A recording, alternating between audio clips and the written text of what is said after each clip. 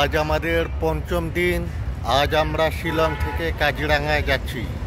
আজকের রাতটা আমরা কাজিরাঙাতেই থাকবো এবং কাল সকালে অর্থাৎ ষষ্ঠতম দিনে আমরা কাজিরাঙাতে ফরেস্ট সাফারিতে যাব। কিন্তু এই শিলং থেকে কাজিরাঙা অনেকটা দূরত্বের পথ। আমাদের কাজিরাঙার হোটেলে পৌঁছাতে প্রায় সন্ধে হয়ে যেতে পারে। সেই কারণে আমরা অনেক সকাল 7টার পরে হোটেল থেকে বেরিয়ে রওনা দিয়েছি। এখন আমরা মাঝপথে থেমে ব্রেকফাস্ট করে নিচ্ছি। সারাদিনের 10 ঘন্টার জার্নির পর আমরা অবশেষে এই রিসর্টে পৌঁছলাম। খুব ঢকল গেছে। আজকে আমাদের কোনো ট্যুর নেই, কোথাও যাওয়া নেই। আজকে আমরা সবাই যে যা রুমে রেস্ট করবো এবং কাল ভোরের দিকে আমরা সবাই সাফারিতে যাব। এই যে সবাই এসে গেছে, সবাই নামছি আমরা।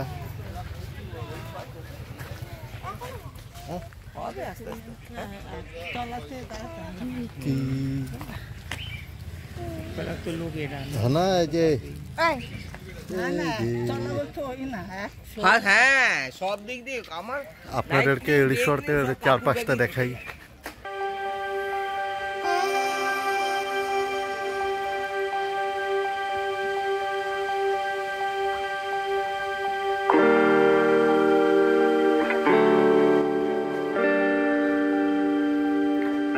Main gate. রিসর্টের নাম হচ্ছে কাজিরাঙা রিসর্ট। বেশ সুন্দর।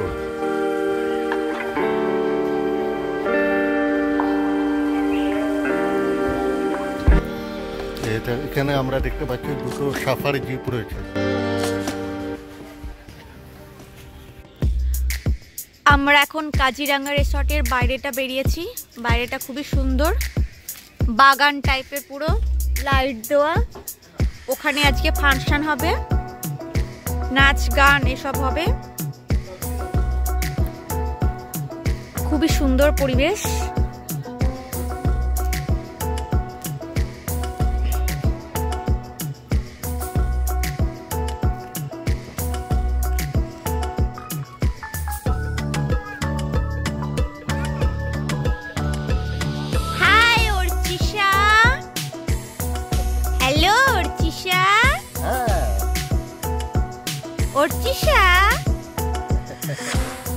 অর্চিশা, তোমার মাথা কোনটা? মাথা আর তোমার চোখ কোনটা? চোখ, চোখ চোখ দেখিয়ে দাও। হ্যাঁ, আর জিভ দেখিয়ে দাও। জিভ না, চোখ আর নাকের মধ্যে গুলিয়েছে। আমাদের মধ্যে অনেকেই আছেন। আমাদের মধ্যে আছেন স্বনামধন্য গায়ক তিলক ব্যানার্জি। আমাদের মধ্যে আছেন বয়োজ্যেষ্ঠ ঋষিকেশ চক্রবর্তী। আমাদের মধ্যে আছেন গোপাল বাবু, গোপাল সরকার। কৌস্তব। আর আমাদের মধ্যে আছে কৌস্তব আছে। আর আমাদের এই যে টুডের যে ব্যবস্থাপনার যিনি প্রধান সম্পাদক ব্যানার্জি। আমি শুরু করছি রবীন্দ্রসঙ্গীত দিয়ে। প্রথম নিবেদন তুমি রবে নীরবে।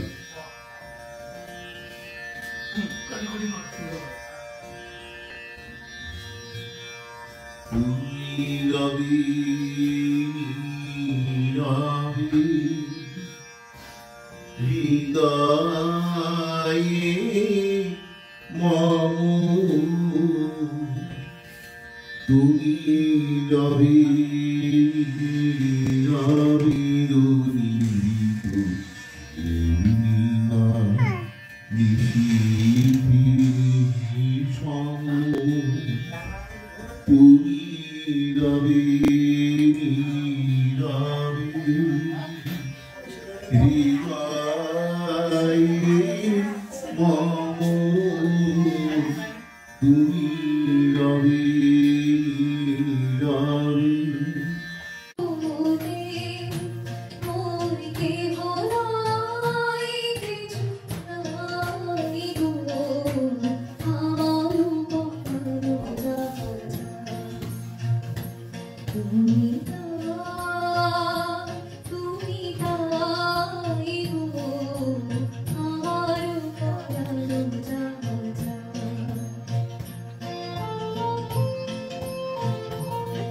আজ আমাদের ষষ্ঠতম দিন।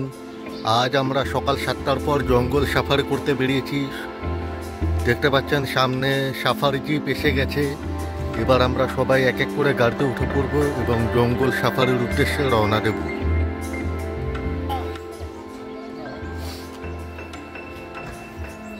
একটা গাড়িতে মোট 5 জন বসতে পারেন।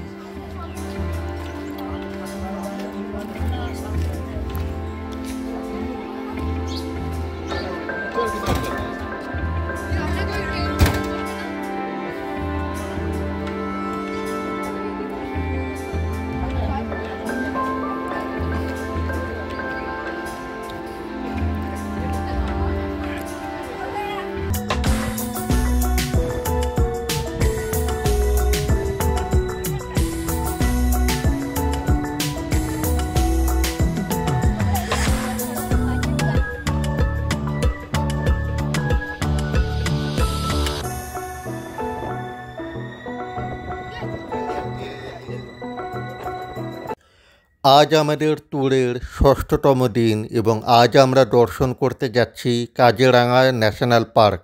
এই কাজিরাঙা জাতীয় উদ্যান হলো ভারতের আসাম রাজ্যের গোলাঘাট ও নগাঁও জেলায় অবস্থিত একটি জাতীয় উদ্যান। কাজিরাঙা ন্যাশনাল পার্ককে 1985 সালে ইউনেস্কোর ওয়ার্ল্ড হেরিটেজ সাইটের তকমা দেওয়া হয়েছিল।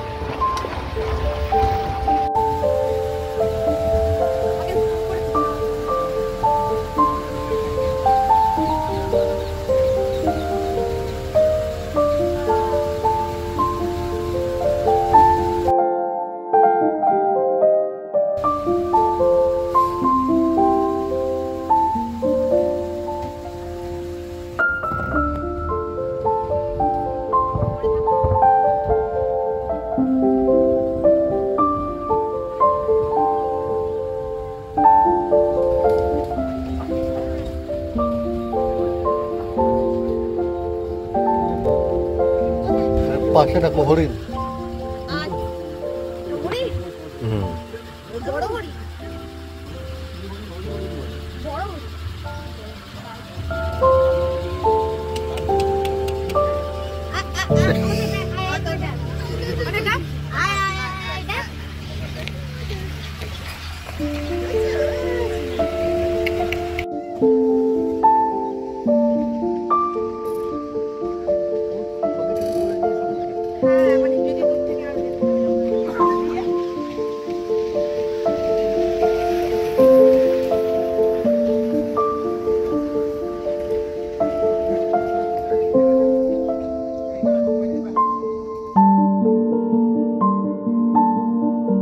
সুন্দরবনের ওয়াচ টাওয়ারের পর এখন আমরা কাজিরাঙাতে ওয়াচ টাওয়ারে উঠলাম।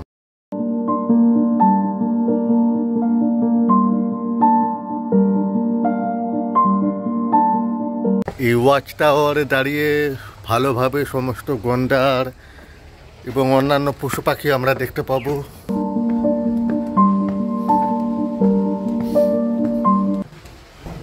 এবং চারপাশের জঙ্গলটা সুন্দরভাবে আমরা দেখতে পাচ্ছি।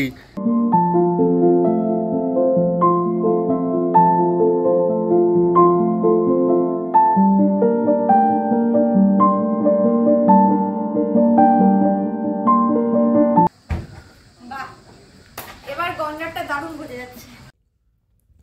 বৃহত্তর এক শিংওয়ালা গন্ডার সংরক্ষণের দিক থেকে কাজিরাঙা ন্যাশনাল পার্কের প্রচেষ্টা অসমকে বিশ্বের মানচিত্রে প্রথম স্থান দিয়েছে। এই ধরনের গন্ডার বিলুপ্তির দ্বারপ্রান্ত থেকে ফিরে এসেছে। সর্বশেষ তথ্য অনুযায়ী তাদের সংখ্যা এখন 2613-তে এসে পৌঁছেছে, যা বিশ্বের এক শিংওয়ালা গন্ডারের মধ্যে সবচেয়ে বড় ঘনত্ব।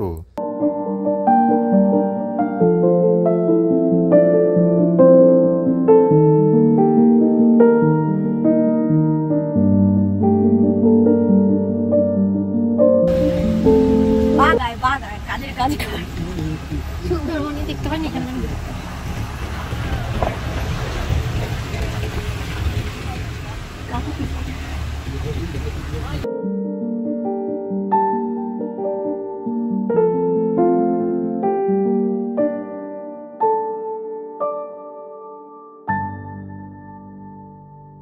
বড় বড় ঘাসের মধ্যে থাকবে।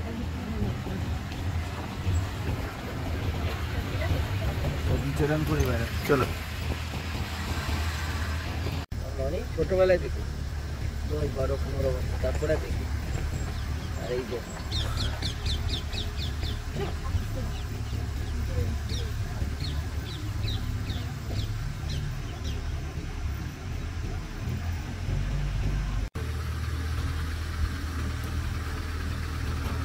জলের মধ্যে আবার ছায়াটা পড়ার সাথে সুন্দর লাগছে না?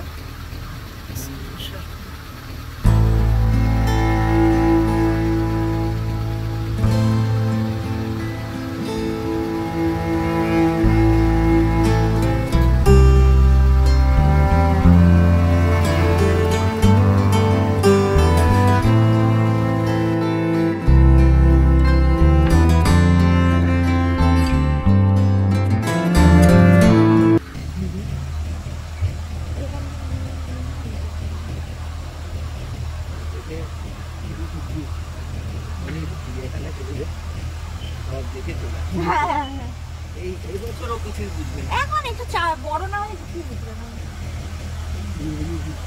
ওই যে হরিণগুলো, এখানে হরিণগুলো কিরকম দেখবে? চলে যাবি তো না তুমি? চিড়িয়াখানার হরিণ।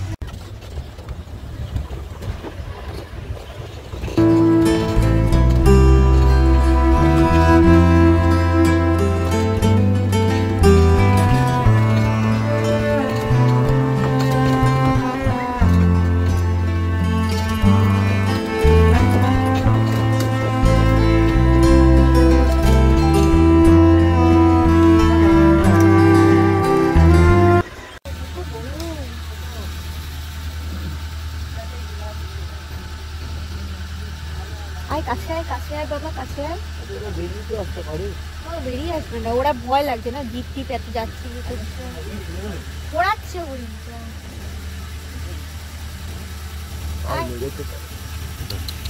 কাছে এসেছে, আয় আয়, আমার আয় আয় করা, আয় করা আসবে, কুকুরে চলে আসতো।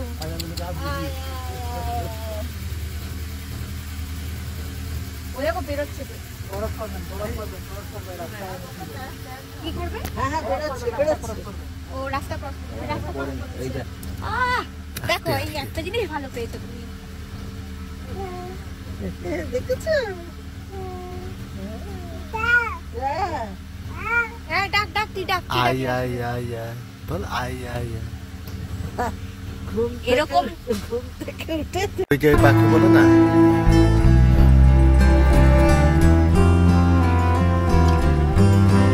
এরা সব নানাদের শুনো না, ঘুমের সাথে সাথে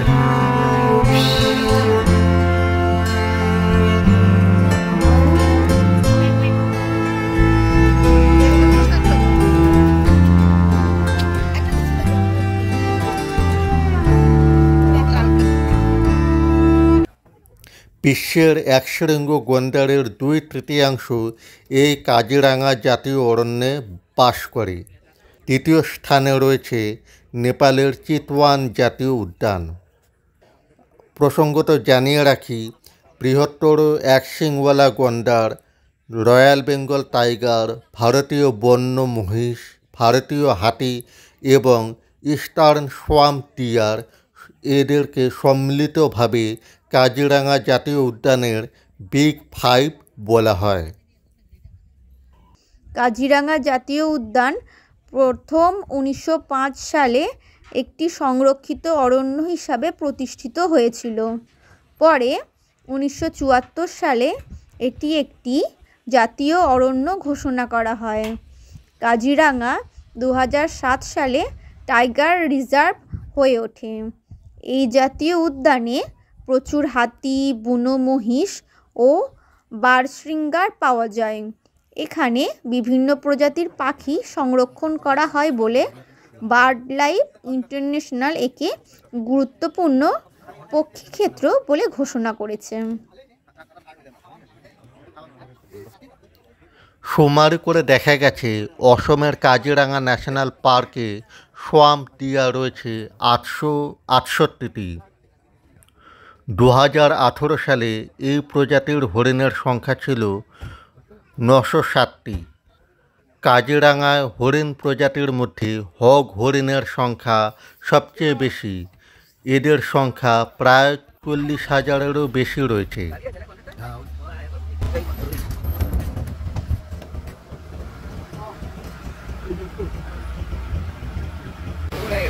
ওটা এনেছে না, ওটা করে দেখি।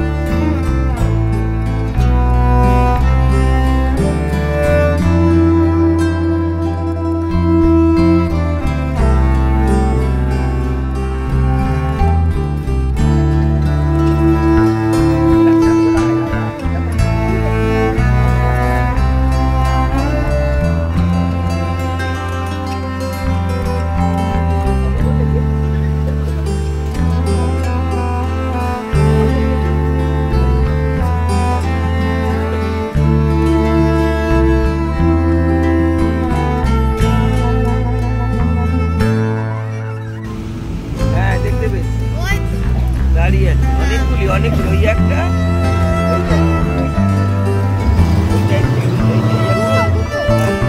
ওই যে ঢুকে গেল।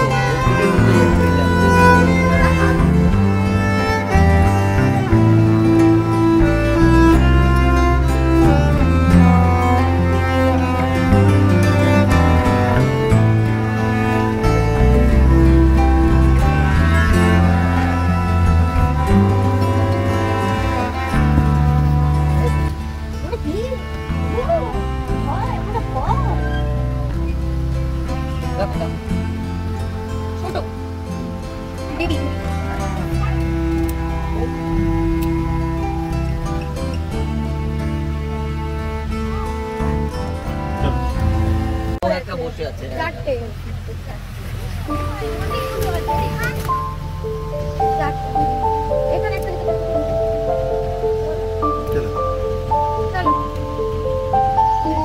আমরা যে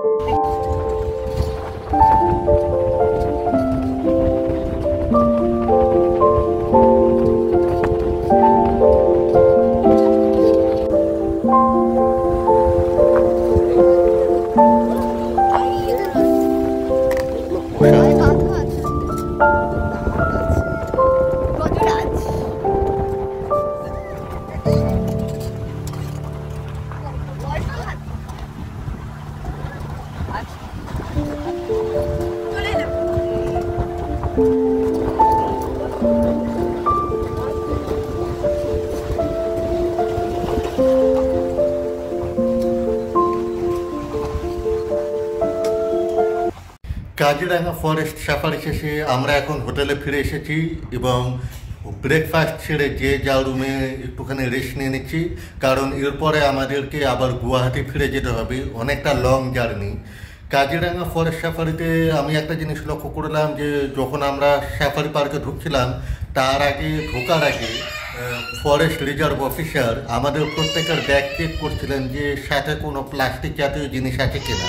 তো আপনারা যখন ভবিষ্যতে কোনো সাফারি পার্কে যাবেন মনে করে অবশ্যই সাথে কোনো রকম পলিথিন জাতীয় জিনিস রাখবেন না, মানে বিস্কুটের প্যাকেট বা খাবারের প্যাকেট, চিপসের প্যাকেট এগুলো রাখবেন না। এর কারণ হচ্ছে অনেক পর্যটক যারা জঙ্গলে সাফারি করতে যায় তারা জঙ্গলের পশু পাখিদের উদ্দেশ্যে খাবার ছুঁড়ে দেয় এবং প্লাস্টিক ফেলে দিয়ে চলে আসে, প্লাস্টিকের বোতল, যেগুলো জঙ্গলের পশু পাখিরা অসাবধানবশত খেয়ে নেয় এবং তাতে তাদের ক্ষতি হতে পারে। সুতরাং এই জিনিসগুলো আপনারা মাথায় রাখবেন। ভবিষ্যতে আপনারা যারা কোনো সাফারি পার্কে ঢুকবেন সাথে এই জিনিসগুলো মানে পলিথিন জাতীয় কোনো জিনিস রাখবেন না। একটু পরে আমরা আবার গুয়াহাটির উদ্দেশ্যে বাসে চাপবো। অনেকটা লং জার্নি, পৌঁছাতে সন্ধে হয়ে যাবে এবং কাল আমরা যখন ট্রেনে ফিরবো তখন আমরা সেই ভিডিওটা আপনাদেরকে তুলে দেখাবো। এই সমস্ত ট্যুরটা কমপ্লিট একজনের জন্য, এনার নাম শঙ্কর ব্যানার্জি, এনার কোম্পানির নাম হচ্ছে শুভ ট্যুর অ্যান্ড ট্রাভেল। খুব সুন্দর ব্যবস্থা আর খুব সবাই এনজয় করেছি আজকে এনার জন্যে। এনার ফোন নাম্বার নিচে দেওয়া আছে, আপনারা তখন কোথাও যদি যেতে চান এনার সাথে কন্ট্যাক্ট করতে পারেন।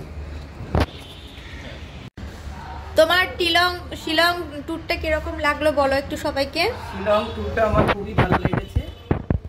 আমরা অনেকেই এসেছি, নিজের লোকও এসেছি, মানে আশেপাশে অনেক জায়গা থেকেই লোক এসেছে, ক্যানিং থেকে এসেছে, তারপরে পুরীর থেকে এসেছে, অনেকে সবাই আমরা খুব হাসি মজা অনেক কিছু করেছি। তার মধ্যেও দুঃখ বেদনা অনেকের অনেক রকম আছে, সেটাও সব ওভারকাম করে এসেছে। একদম নিজের পরিবারের মতন আমরা একদিন থাকলাম, আজ আমরা চলে যাচ্ছি যে যার বাড়িতে।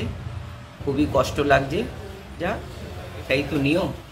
আবার জানি না কবে আবার কোথায় যাব, সবার সঙ্গে আবার দেখা হবে। এই একটা ফ্যামিলির মতন এতদিন ছিলাম।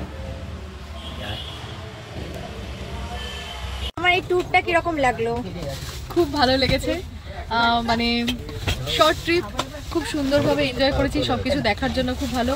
সব থেকে বড় কথা হচ্ছে অ্যারেঞ্জমেন্ট খুব ভালো ছিল, যাদের সাথে গেছি তারা খুব ভালো এবং সকল যাত্রী খুব ভালো যাদেরকে পেয়েছি।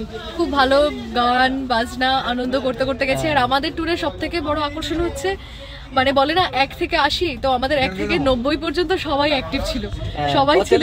মানে 92 বছর বয়স থেকে শুরু করে আমার ঠাকুরদা 80 বছর, মানে 82 বছর, তারপরে 74 বছর, 70 বছর, মানে সব রকম, আবার 1 বছরও আছে। তো সেইখানটায় আমরা সবাইকে নিয়ে খুব এনজয় করেছি এবং সবাই খুব ভীষণ কোঅপারেটিভ, কোনো কিছুতে পারবো না, চলবো না, করবো না ব্যাপারগুলো ছিল না। সবাই সবাইকে খুব হেল্প করেছে, এনজয় করে খুব 7 দিন কেটেছি। হ্যাঁ, গানের প্রোগ্রামও একটা করেছি আমরা, সেটাও আমরা খুব এনজয় করেছি, আমাদের সাথে গায়করা ছিল, তো খুব ভালো এনজয় করেছি, খুব ভালো লেগেছে। Thank you. কিরকম লাগলো? খুব সুন্দর বেড়ানো হলো আমাদের, বিশেষ করে কামাখ্যা মন্দির খুব সুন্দরভাবে দেখেছি আর খুব আনন্দ পেয়েছি। আমরা শিলং গিয়েছিলাম, কাজিরাঙ্গা ফরেস্ট, ওই সাফারিতে গিয়ে অনেক কিছু দেখেছি, গন্ডার থেকে শুরু করে হরিণ থেকে শুরু করে এমনকি সম্ভবত বাঘও দেখেছি। আর আমরা এক সুন্দর প্রোগ্রাম করেছিলাম গানের, এটা কাজিরাঙ্গাতে খুব সুন্দর প্রোগ্রাম হয়েছে। ব্যবস্থাপনা ছিল আমাদের শুভ ট্যুরস, শঙ্কর ব্যানার্জি। আমরা তার প্রতি খুব খুশি। খুব ভালো লাগলো, এই ভ্রমণটা প্রচন্ড সুন্দর হয়েছে, দারুণ দারুণ ভালো লেগেছে আমার, এই বলি শেষ করছি। হ্যাঁ,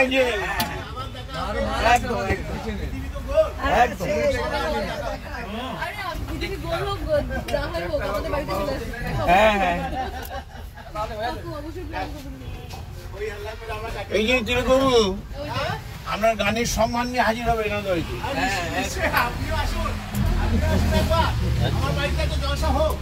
কিছু বলো। এই ট্যুরটা আমার যে সহযাত্রী সব ছিলেন বয়োজ্যেষ্ঠ, এবং তাদের নিয়ে আমরা একরকম খুব ভালোই কাটালাম। ভালো ভালো জায়গা দেখলাম, কাজিরাঙ্গা ফরেস্টে ঢুকে গন্ডার দেখলাম, বাঘ দেখলাম, বিশেষ করে বাঘ দেখলাম। হ্যাঁ, ভাগ্যে জোটে না, কিন্তু আমাদের ভাগ্যে জুটলো, বাঘ দেখলাম, হরিণ তো অনেক দেখলাম। আর এইভাবেই ঘোরাফেরা করলাম, জঙ্গল সারা ঘুরলাম। এখানে হোটেলের ব্যবস্থা খুব ভালো, খাওয়া দাওয়া খুব ভালো, শঙ্করদার সার্ভিসও খুব ভালো। এবং হ্যাঁ, তার মধ্যে মাঝখানে একটা দিন আমরা প্রোগ্রাম করে, জায়গাটার নাম কি জানো, কোথায় কাজিরাঙ্গা রিসোর্টে একটা রুমের মধ্যে আমরা সবাইরা মিলেমিশে একটা বিরাট জলসার আয়োজন হলো, যেটা শঙ্করদা মানে কনসার্ট করলো। হ্যাঁ, এবং তাতে আমরা অনেক ভ্যারাইটি রকম গান গালাম। হ্যাঁ, আমাদের মাঝখানে পিউ, হ্যাঁ আমার মেয়ের মতন পিউ, পিউ পুরো মার্কেট ঝাঁকাস করে দিল। মার্কেট পিউয়ের বাবা এই ভদ্রলোক ভুবনেশ্বর থেকে এসেছেন। বাস আমার ব্যাপারে আমি বলবো না, পিউ বলবে না, শঙ্করদা বলবে। তিলক ব্যানার্জি দারুণ গান গায়, আমাদের ফাংশনে উনি মানে আমাদের সবাইকে মাতিয়ে দিয়েছেন। আচ্ছা, এই বলে ধন্যবাদ, নমস্কার। আজকে আমরা ফাইনালি হাওড়া পৌঁছে গেছি। এখন আমরা এইমাত্র সব নামলাম, ট্রেনটা একটু লেট করেছে, আধা ঘন্টা। 5:30 পৌঁছানোর কথা ছিল, পৌঁছেছে 6টার পরে। এখন আমরা ট্যাক্সি স্ট্যান্ডের দিকে যাচ্ছি, সেখান থেকে আমরা বাড়ি পৌঁছে যাবো।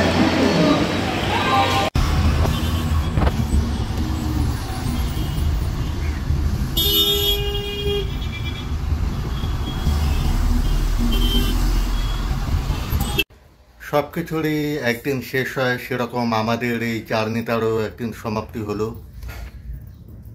দেখতে দেখতে কিভাবে যে 6টা দিন কেটে গেল আমরা টেরই পেলাম না। মানে গত 6 দিন ধরে আমরা যেভাবে সবাই মিলে আনন্দ করেছি, একে অপরের সাথে কথা বলেছি, হেসেছি, আর কয়েকজন মিলে আবার গানও করেছিলেন রুমে, সেগুলো আমরা উপভোগ করেছি। তারপরে খাওয়া দাওয়া তো কোনো কথাই হবে না। হ্যাঁ, আর শঙ্করবাবু যিনি গোটা ট্যুরটা অ্যারেঞ্জ করেছেন, তাকে অসংখ্য ধন্যবাদ এরকম একটা সুন্দর ট্যুর করানোর জন্য। ওনার যে মানে সার্ভিস খুবই ভালো, প্লাস উনি যে সমস্ত হোটেলে রেখেছিলেন খুবই সুন্দর, গরম জলের ব্যবস্থা থেকে শুরু করে ভালো রুম। তারপরে উনি সবার রুমে এসে চেক করে গেছেন যে কারুর কোনো অসুবিধা হচ্ছে কি না।